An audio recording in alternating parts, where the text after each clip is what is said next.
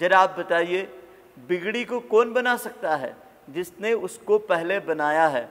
जरा आप सोच के बताइए भाइयों बहनों, हमारा शरीर किसने बनाया? किसी दवा ने नहीं, किसी डॉक्टर ने नहीं, किसी केमिकल और लैब ने नहीं। हमारा शरीर प्रकृति माता ने बनाया। जिस प्रकार से कपड़ा फटने पर दर्जी सिलता है, अपने घर का कोई सोना चांदी का दागिना टूट जाए उसे ठीक सुनार ही करेगा। लोहार का काम लोहार करेगा, सुनार का काम बढ़ई का काम, कुम्हार का काम कारपेंटर का काम, क्योंकि जिसने पहले उसको सजावट करी है, पहले उसको जिसने बनाने का प्रयास किया है, उसके विकृत होने पर, उसके टूट फूट होने पर, उसके संतुलन बिगड़ने पर पुनः उसका काम वही कर सकता है। हमारा शरीर पंच महाभूतों से बना है, सूर्य, आकाश, हवा, पानी, पृथ्वी, जल। अब आप जरा बताइए, इन पंच महाभूतों की काया को जब आदमी बीमार हो जाए तब उसको किसी वैद्य, डॉक्टर या दवा की जब और हम ले चलते हैं तो शरीर की सहज प्रकृति ऐसी नहीं है कि वो केमिकल और रसायन को पचा ले। उसका स्वाभाविक भोजन सप्राण भोजन है, प्राकृतिक आहार है। तो अब हमको पुनः इस कोरोना ने, इस लॉकडाउन ने, इस वैश्विक महामारी ने, विश्व पे आए हुए इस वायरस के संकट ने बहुत बड़ी शिक्षा दे दी कि आदमी की डिग्री, आदमी का धन वैभव, आदमी का जितना भी पैसा, आदमी के जितने संसाधन, ये सब धरे धराए रह गए। पर आदमी को अपने बलबूते पर अपने स्वास्थ्य की चिंता खुद करना है।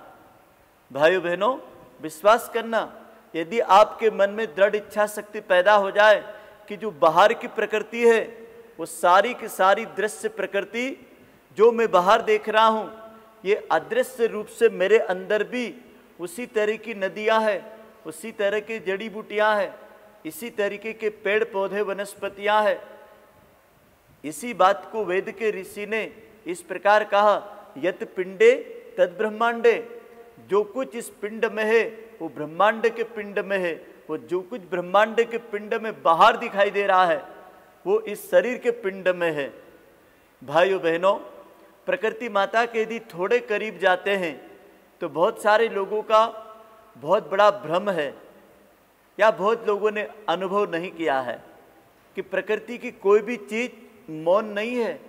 हर चीज में हलचल है, हर चीज में बातचीत है, हर एक में प्रेम और संवेदना है, हर एक में एक दूसरे के प्रति सहानुभूति है, एक दूसरे के प्रति जीने का और सहयोग करने का एक प्राकृतिक नैसर्गिक एक सिस्टम बना हुआ है।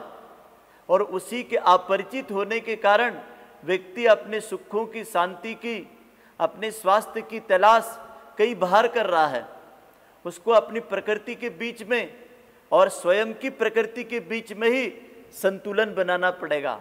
कहीं हम स्वयं से दूर चले गए हैं, जिसको हम पाना चाहते हैं उसे हम पदार्थ में खोज रहे हैं, जिससे हम आनंद लेना चाहते हैं उसको क्षणिक भौतिक जीवन में हम खोजना चाहते हैं। जो स्वयं दुखी है, यह संसाधन हमें आनंद कैसे दे सकते हैं, शांति कैसे दे सकते हैं? कभी नहीं दे सकते।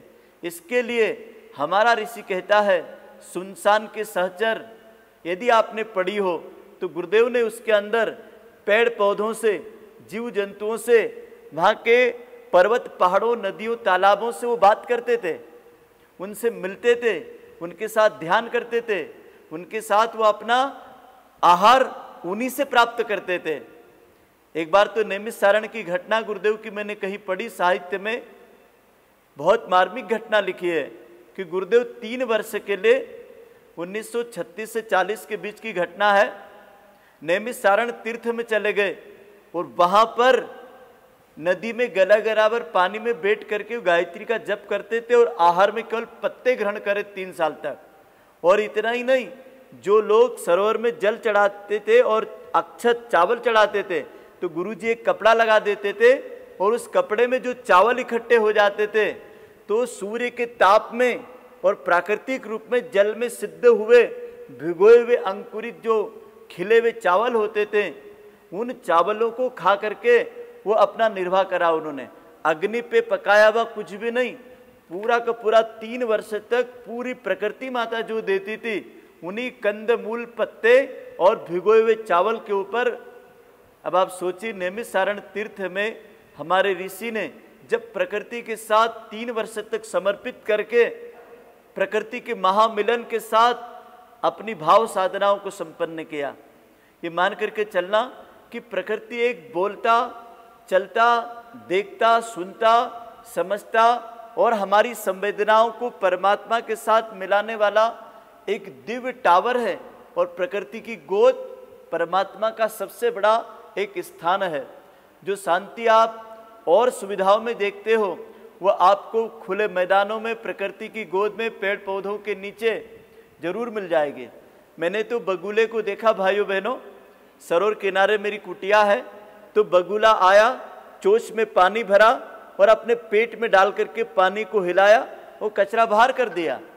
सोच के देखिए, एक बगुला भी बस्ती एनिमा लेना जानता है, उसके पेट की सारी गंदगी को उसने उसी सरोवर के जल से बस्ती लेकर के निकाल दिया। इसका मतलब तो ऐसा हुआ, जब भी व्यक्ति भी बीमार हो तो महीने 2 महीने में एक बार अपने शरीर को, कचरे को निकालने के लिए बस्ती जरूर लेना चाहिए। नीम के रस की ले ले, छाछ की ले ले और एलोवेरा के रस की ले ले, और नींबू और गर्म पानी और थोड़ा सेंधा नमक डाल ले, या कैस्ट्राइल आरंडी का तेल गर्म पानी में डाल के बस्ती ले ले। कई तरीके हो सकते हैं। हमें भी उदर शुद्धि पर अपनी प्रकृति को साफ सुथरा रखना चाहिए, जहाँ से सप्त धातु बनती है।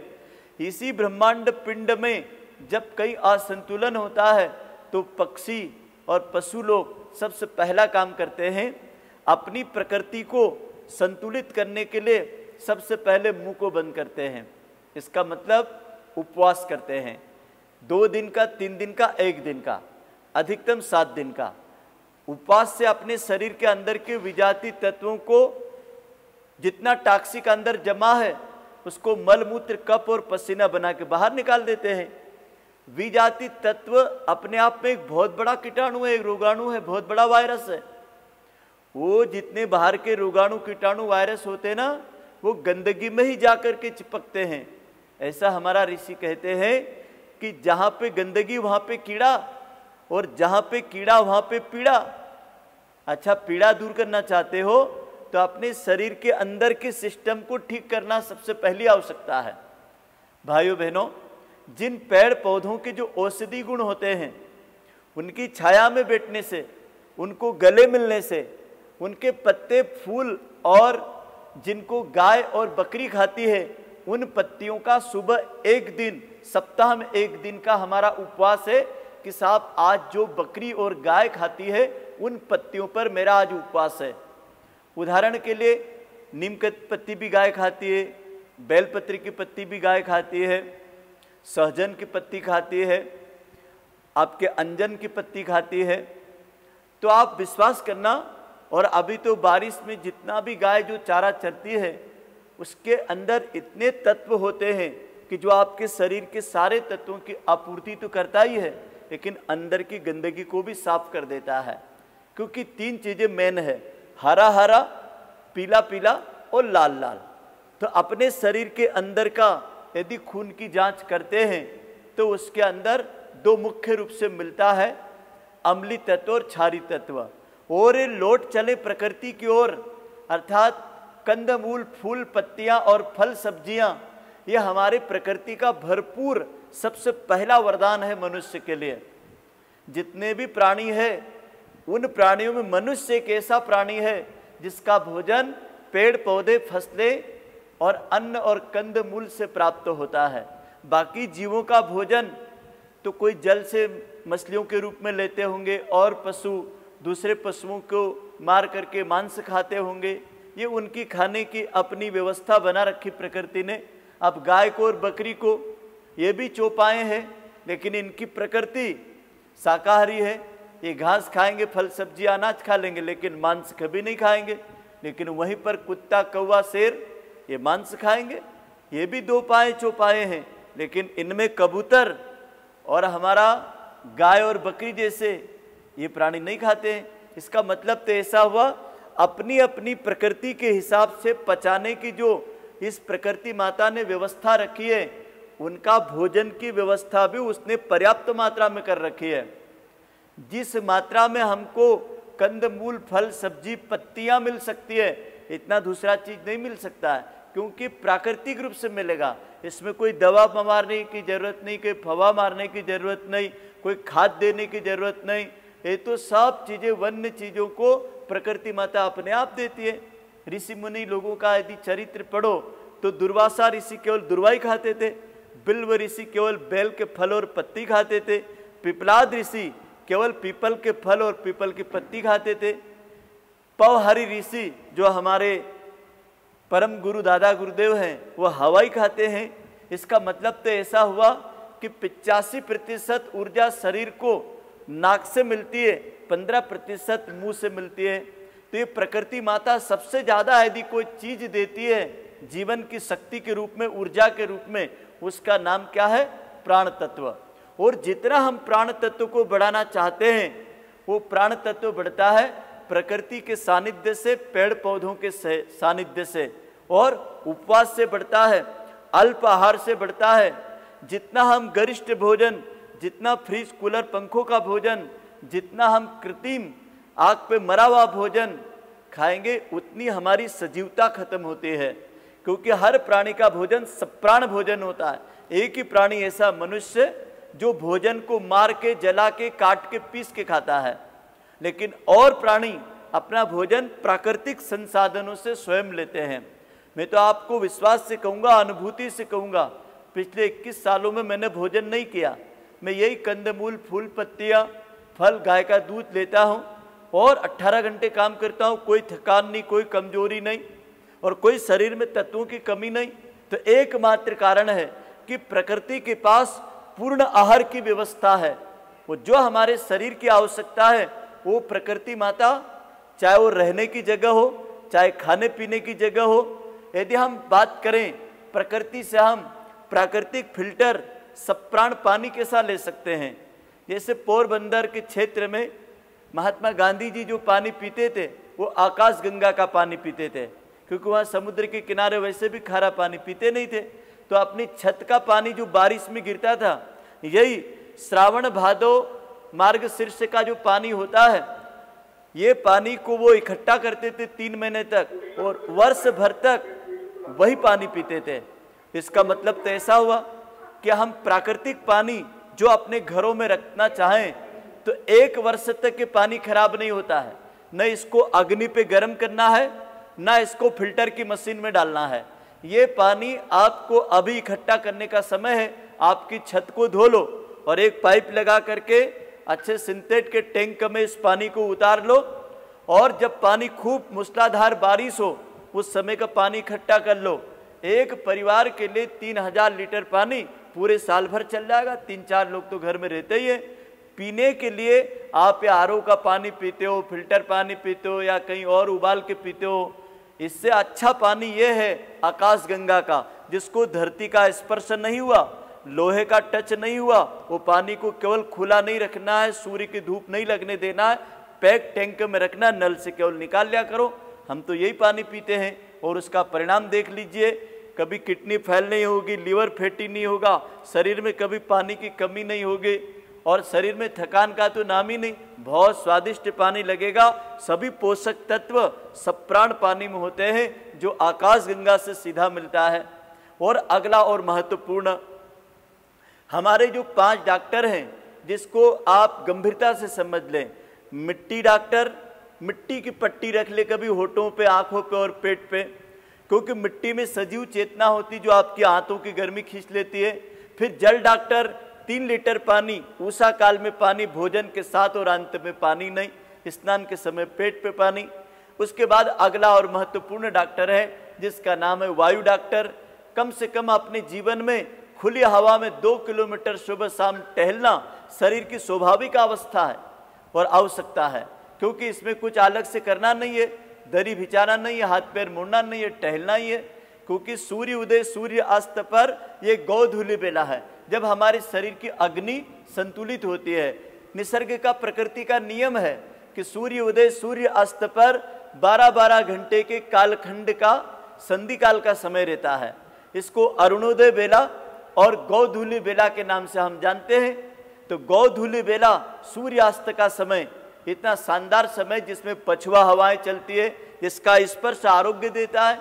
उषा काल की हवाएं, अमृत बेला, ब्रह्म मुहूर्त, ब्राह्मी चेतना, जिस समय हमारे मस्तिष्क की ग्रंथियां विकसित होकर के हमारे अंदर उमंग और उत्साह, उल्लास और आनंद पैदा करती है।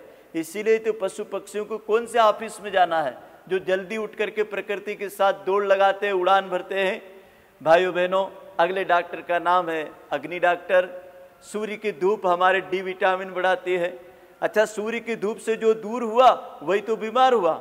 सूर्य के संपर्क से हमारे शरीर के अंदर से 18.5 करोड़ रोमकूपों से जो विजातीय तत्व पसीना निकलता है वही तो हमारी दवा है, मुख्य भोजन है। तो सूर्य से मिलने वाली ऊर्जा शक्ति, सूर्योदय सूर्यास्त के समय पर खुले मैदान में हल्की सी छत पर टहले और सूर्य का संपर्क ले। अगला और महत्वपूर्ण है भाइयों बहनों, जिसको गुरुदेव रंग थेरेपी में कहते हैं, नीला रंग, पीला रंग और लाल रंग, ये 3 रंगों में से, और सफेद रंग सभी रंगों का एक रंग है। इसकी बाटल में पानी भर ले और इसको आप पी करके देखें, आपकी इम्यूनिटी सिस्टम, आपकी प्राण शक्ति, आपकी जीवनी शक्ति, रोग प्रतिरोधक शक्ति सूर्य से बढ़ेगी। देख लो, आप जो सूर्य से दूर हुए वही बीमारियों के शिकार हुए। एक कपड़ा तो छांव में भी सूखता है, लेकिन जो धूप में सूखेगा ना, वो बदबू मुक्त हो जाएगा, कीटाणु मुक्त हो जाएगा और पूर्णतः स्वस्थ हो जाएगा। जब कपड़ा धूप में सूखने पर उसकी बदबू चली जाती है, उसके रोगाणु कीटाणु समाप्त हो जाते हैं, तो हमारे क्यों नहीं होंगे। तो ये जितने भी पक्षी है ना, ये पानी में गीले हो जाते हैं और सूर्य की धूप में पंख खोल के बैठते हैं। देखो इनको ध्यान से, जल बदक को देखो, इनको जब हम देखते पानी के किनारे बैठे बैठे ठंडा हो जाते, फिर बाहर आ जाते। कुत्तों बिल्ली को देखो, जहाँ ठंडी होती है वहाँ पेट लगा के चिपक जाते हैं। तो अपने शरीर के अंदर का जितना भी तत्व है वो हम जल तत्व से, अग्नि तत्व से उसको संतुलित कर सकते हैं। हमारे शरीर का जल तत्व 70% शरीर में पानी है। जैसे बाहर की व्यवस्था में पृथ्वी पे 70% पानी है, ऐसे हमारे 3.5 हाथ के शरीर में भी 70% पानी है। तो हमारे शरीर का जो पानी है ये शोधन का, निर्मलता का, शुद्धि का काम करता है। कभी जलनेती क्रिया कर लो, कभी पेट के ऊपर फिटकड़ी को, तुरटी को पानी में गीली करके उसकी फाल लपेट कर दो तो आंतों की गर्मी खींच ले।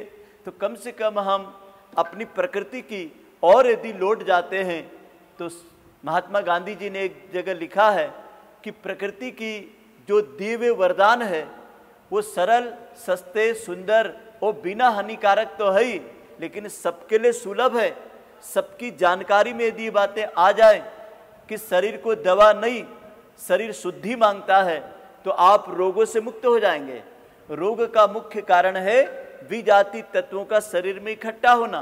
हम प्रकृति की ओर चले जाएं और थोड़ा सा आहार विहार की दिनचर्या को व्यवस्थित कर लें, क्योंकि हमारा सबसे बड़ा कहीं माइनस पॉइंट है तो हमारा सोना, खाना, जागना, जीवनचर्या हमारी स्वास्थ्य जैसी न होने के कारण हम प्रकृति के विरुद्ध आचरण कर रहे हैं। जब प्रकृति शाम को सोने का काम करती है तो हमारी प्रकृति भी सोने की जगह अपने जीवन को चार्ज करने का काम करती है चंद्रमा के प्रकाश में। और सूर्य उदय हो गया, शरीर की सिस्टम की प्रकृति कहती है अब आप जागो, लेकिन आप रात में जागते हो, दिन में सोते हो, देर रात को जागते हो, इधर देर से उठते हो। तो हमने अपनी नैसर्गिक घड़ी जो होती है ना, शरीर में एक जैविक घड़ी होती है, तो उस जैविक घड़ी की जो अग्नि होती है उसको हमने असंतुलित कर रखा है। इसी के परिणाम से हमको समय पे प्यास, भूख, नींद आती नहीं है। सब कुछ हमने अपनी जैविक घड़ी का संतुलन, प्राकृतिक संतुलन बिगाड़ रखा है। और ये प्रकृति माता का यदि हम अनुसरण कर लें तो हमारी जैविक घड़ी व्यवस्थित हो जाए। रात सोने को मिली, दिन जागने को मिला, उसकी हम माने। हम कहते तो हैं कि हम ईश्वर को सर्वव्यापी न्यायकारी मानकर उसके अनुशासन को पालेंगे। ये बात तो हम बोलते संकल्प का, युग निर्माण सत्संकल्प का पहला ही सूत्र यही है कि हम प्रकृति की ओर जाएंगे, प्रकृति के सिस्टम को ही हम ईश्वर मानेंगे। यही 5 तत्व भगवान है, यही नंगी आंखों से दिखने वाले ये सभी झाड़, पेड़, मैना, चिड़िया, बहती गंगा, नदी, सरोवर, समुद्र, सागर, ये सब ईश्वर का ही स्वरूप है। इनके अंदर जो चेतना शक्ति, इनमें जो प्राण शक्ति, इनमें जो आनंद शक्ति है, ये हम सबके जीवन के लिए प्रकृति माता ने एक वरदान के रूप में दी। भाइयों बहनों, अगला और महत्वपूर्ण, अपने जीवन को यदि प्रकृति के साथ जोड़ना है तो सबसे पहला और मुख्य काम ये करना चाहिए, हम अपनी दिनचर्या में 4 चीज़ों को स्थान दे दें।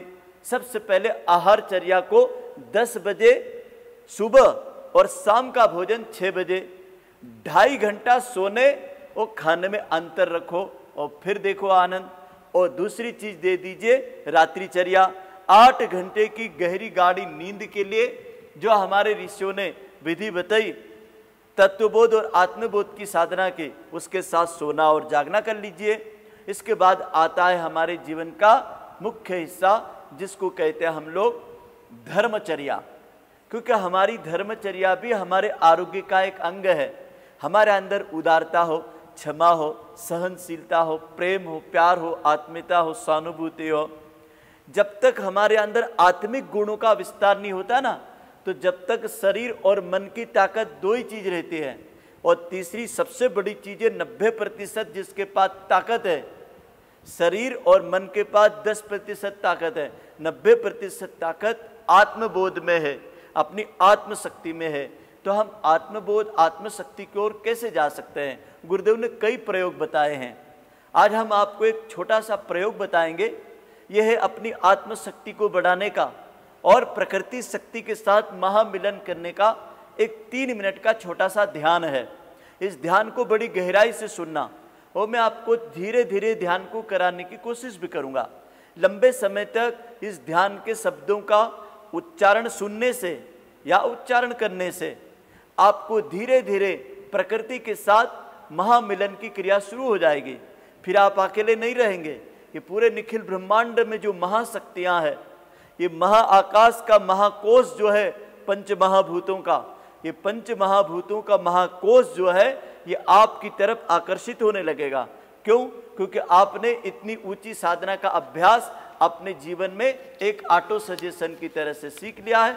गुरुदेव भगवान ने इस चीज को बड़ी गंभीरता से अपनी साधना पद्धति में लिया कि यदि महाविद्या की ध्यान साधना व्यक्ति करें, प्रकृति मिलन की साधना करें, तो ऐसा साधक स्वस्थ भी रहेगा, प्रसन्न भी रहेगा और अपने धार्मिक कार्यक्रमों में भी उसका मन एकाग्र होगा, उपासना में मन लगेगा, ध्यान में मन लगेगा, परिवार और काम में मन लगेगा।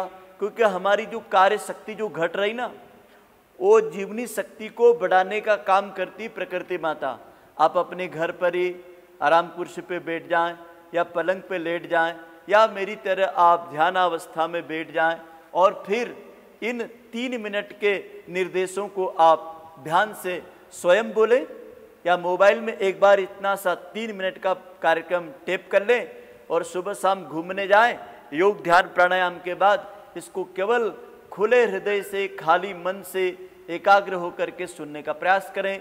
किसी भी प्रकार की मन में कोई कल्पना नहीं लाना, कोई विचार नहीं लाना, कोई इच्छा नहीं करना, कोई संकल्प नहीं लाना, बिल्कुल सब ओर से शांत हो जाना।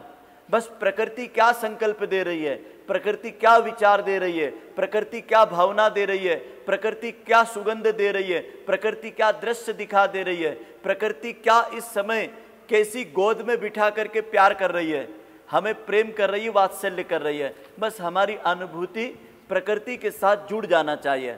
अपना सब कुछ मौन कर दो और उसका सब कुछ सुनना प्रारंभ कर दो।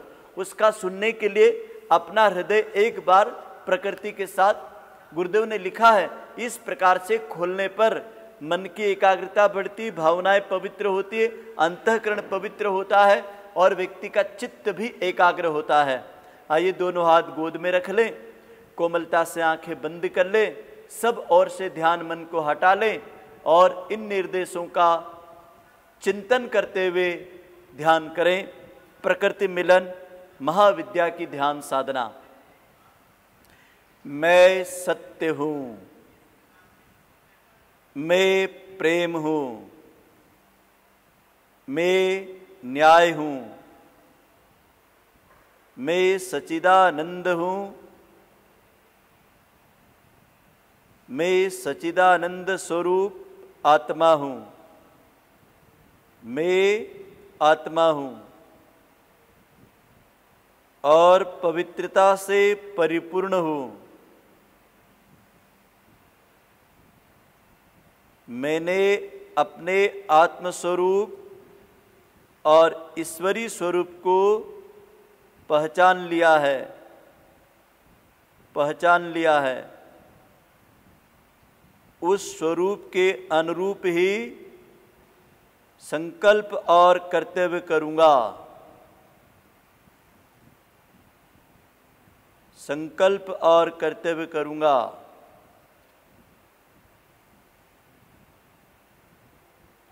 हम जो भी क्रिया रूप में करते हैं,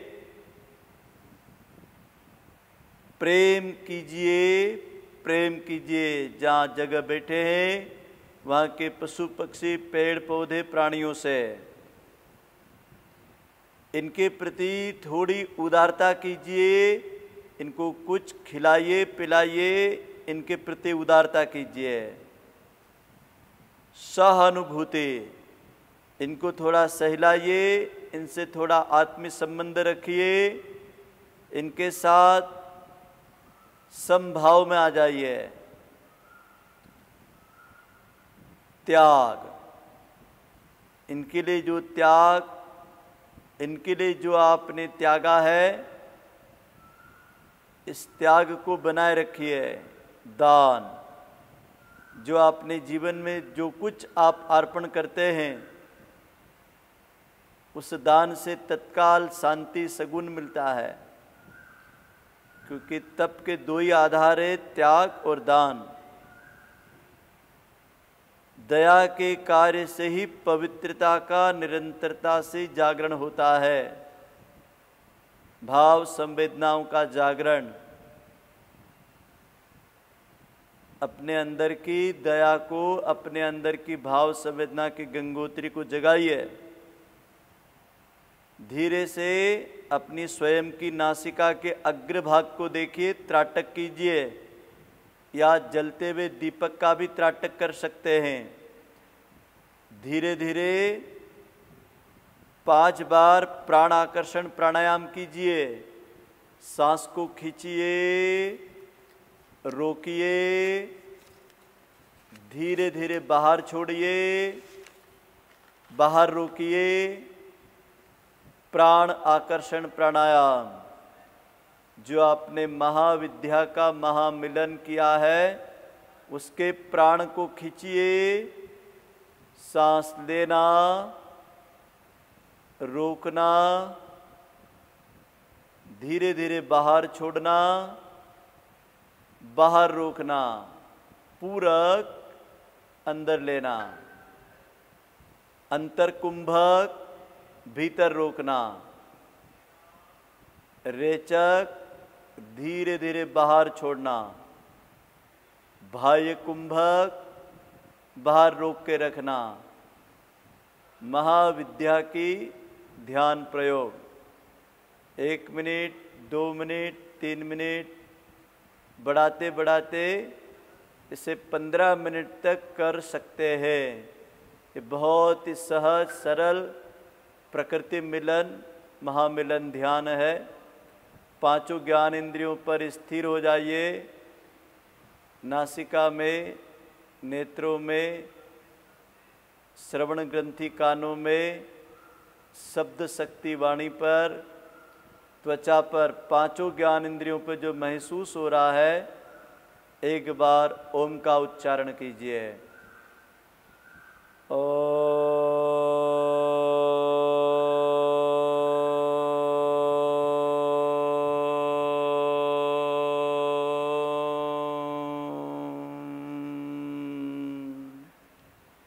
दोनों हाथों को सांस लेते हुए मसाज करिए, चेहरे पर मालिश करिए। कोयल की मधुर कंठों की आवाज़, शंख घड़ियाल की आवाज़, नदी सरोवर तालाब की आवाज़, हवा से पत्तों की झंझनाहट की आवाज़, पर्वत शिखरों से आती हुई वेगवती पवन शक्तियों के झोंकों की नाद हवा।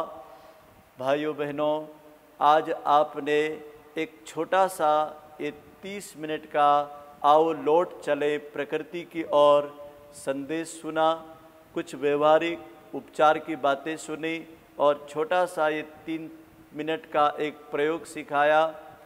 महामिलन प्रकृति का एक महाविद्या का ध्यान।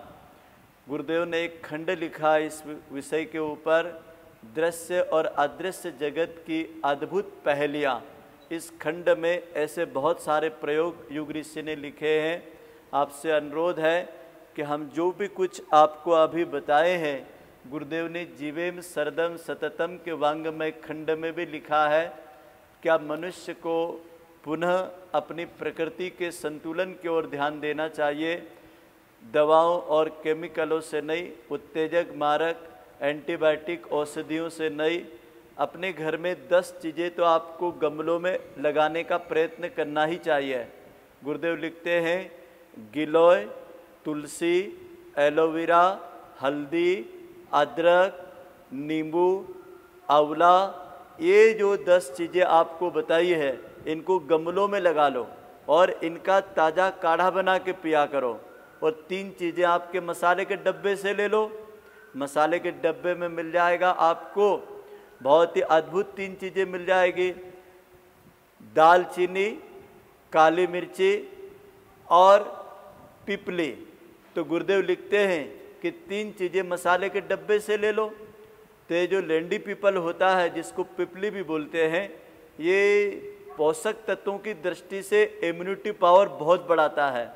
हमने तो एक प्रयोग किया है इस कोरोना काल में, रोज हम यहाँ आगंतुकों को पिलाते हैं। 3 प्रकार की पत्तियाँ ले लो, बिल्ली की पत्ती, तुलसी की पत्ती और नींबू के पत्ते। एक व्यक्ति के लिए 5-5 पत्ते। और दालचीनी, काली मिर्ची और गुड़, हल्दी, अदरक, इसको कूट करके उबाल लो और छान करके 100 ml घर में चाय काफ़ी की जगह पे सबको ये पिला दो। इसको हम कहते हैं अमृत पेय। हमारे नेचुरोपैथी शिविर में हम विगत 25 वर्षों से लोगों को यही पिला रहे हैं। गायत्री धाम में सुबह से यही बना करके सबको पिलाते हैं। चाय काफ़ी तो होती नहीं है, लोग चाय काफ़ी में जीवनी शक्ति ढूंढते, जबकि इससे जीवनी शक्ति कम होती है। एक नशा है, तत्काल उत्तेजना दे देगा, लेकिन आप 24 घंटे की जीवनी शक्ति चाहते हो तो अभी आपको जो बताया है, इस अमृत काढ़े को आप बना के पीजिए। कोरोना से भी बचोगे, स्वास्थ्य के लिए, दवाओं के लिए कहीं और नहीं जाना पड़ेगा। और यदि किसी का बाईपास हुआ हो, हृदय में चेस्ट पेन रहता हो, खून गाढ़ा रहता हो और बार बार आपको चलने में सांस फूलती हो, तो एक छोटा सा प्रयोग किया हमने, जो आज हम सैकड़ों पर कर चुके हैं। बिना एंजियोप्लास्टिक के, बिना बाईपास के मेरे पास आज 18 लोग हैं केवल इन 2 साल में। पहले छोड़ो, इन 2 साल में जिनको 2-2 साल हो गए, बाईपास नहीं कराया, स्टेंट नहीं डलाया। अर्जुन और दालचीनी की छाल और 10 पीपल के पत्ते 200 ml पानी में रात को भिगो दिया। अर्जुन और दालचीनी, सुबह इसको उबाला और छान करके आप 20 दिन पीजिए। 2 महीना छोड़ दो, मत पीना, फिर वापस 20 दिन पी लीजिए, फिर 2 महीना छोड़ दो। 2-2 महीने का हमारे ऋषि ने ऋतुकाल बताया है। तो 60-60 दिन के काल अवधि में यदि आप 20 दिन केवल पीते हैं तो आप सारी जिंदगी के लिए अपने हृदय, लंस, फेफड़ों को स्वस्थ, रिष्ट, पुष्ट और बलवान रख सकते हैं। आप 20 दिन पियोगे ना, तो आप खुद बोलोगे कि हमारी चलने में जो सांस फूलती थी, कफ खांसी होता था, बार बार कोलेस्ट्रॉल, खून को पतला करने की गोली खाते थे, ब्लड प्रेशर की गोलियां खाते थे, इसकी जरूरत ही नहीं पड़ेगी, क्योंकि दालचीनी, अर्जुन और पीपल में प्राण शक्ति सबसे ज़्यादा होती है। तो ये 2-3 प्रयोग जो आपको बताए हैं, इसको हमने सैकड़ों भाई बहनों पर आजमा के देखा है, 100% ये खरा उतरा है। आपको इससे करने में कोई किसी भी प्रकार का नुकसान नहीं है, फायदा ही फायदा है, लाभ ही लाभ है। आप सबके आरोग्य की गुरुदेव माता जी से, कामधेनु गौ माता सुरभि से और निखिल ब्रह्मांड प्रकृति माता से मैं आत्मभाव से प्रार्थना करूंगा। आप सभी भाई बहन सुरक्षित रहें, स्वस्थ रहें और आपके नाती पोती बच्चे भी गायत्री महाविद्या के साथ जन्मों जन्म के इस युग अभियान में आप सब लगे हुए हैं। युग निर्माण योजना, अखिल विश्व गायत्री परिवार।